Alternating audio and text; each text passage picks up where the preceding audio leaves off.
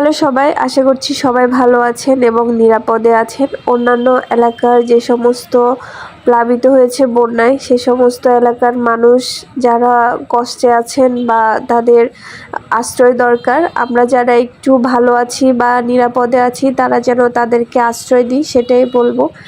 যেহেতু আমি খাগড়াছড়িতে রয়েছি, তাই খাগড়াছড়ির কথাই বলছি। গত কয়েকদিন যাবৎ প্রচণ্ড বৃষ্টির কারণে সমস্ত জায়গায় একদম জল উঠে মানুষের ঘরবাড়ির অবস্থা খুবই খারাপ। এক প্রকার ঘরবাড়ি এখন দেখাই যাচ্ছে না জলের কারণে, জলের নিচে সব ঘরবাড়ি।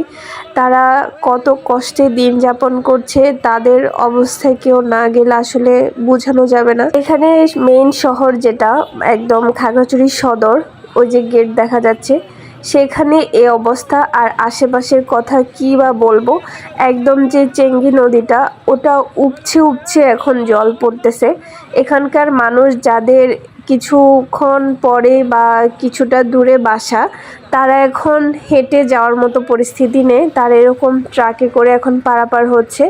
একদম হাঁটু সমান মেন রোডের উপরে জল। খাগড়াছড়ির আশেপাশে, সদরের আশেপাশে যে সমস্ত এলাকা বা গ্রাম রয়েছে, সে সমস্ত এলাকার মানুষ একদমই জলে আটকা পড়ে গেছে রাতের বৃষ্টিতে। কারণ রাতে যখন বৃষ্টি শুরু হয় তখন রাত 3টে বাজে, তখন ওদের বের হওয়ার আর কোনো উপায় ছিল না। তারা বাসার ছাদে, টিনের উপরে, বাসার চালের উপরে আশ্রয় নিয়েছিল। এমনকি ওদের খাবার দাবারও ছিল না, ওখানে কেউ পৌঁছাতেও পারেনি।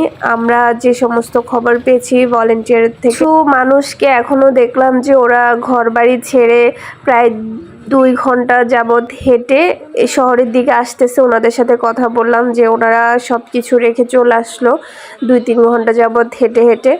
তাহলে বুঝেন ওদের আর কিছুই অবশিষ্ট নাই। ওদের ঘর বাড়ি, জিনিসপত্র, ওগুলো সব ফেলে রেখে ওনারা এখন আশ্রয় কেন্দ্রে আশ্রয় নেওয়ার জন্য আসছে।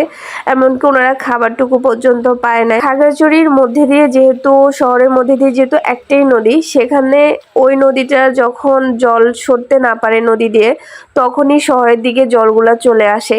আর এই বৃষ্টিটা তো প্রায় আজকে টানা 20 দিন যাবৎ হচ্ছে খাগড়াছড়িতে, যার কারণে এত বেশি জল হওয়ার কারণে শহরের দিকেও জলগুলা ঢুকে পড়ে।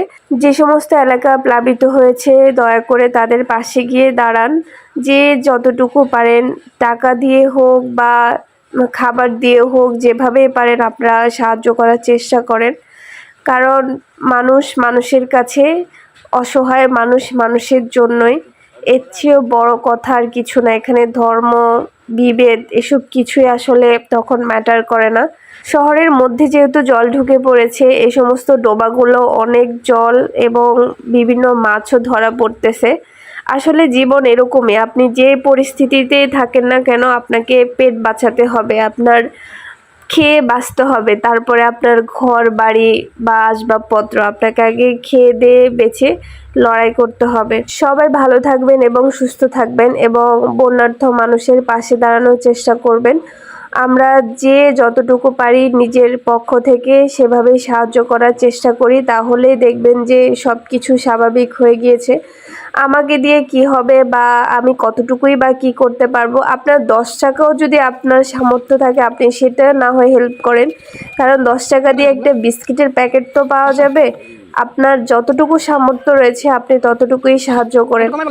ভালো থাকবেন সবাই।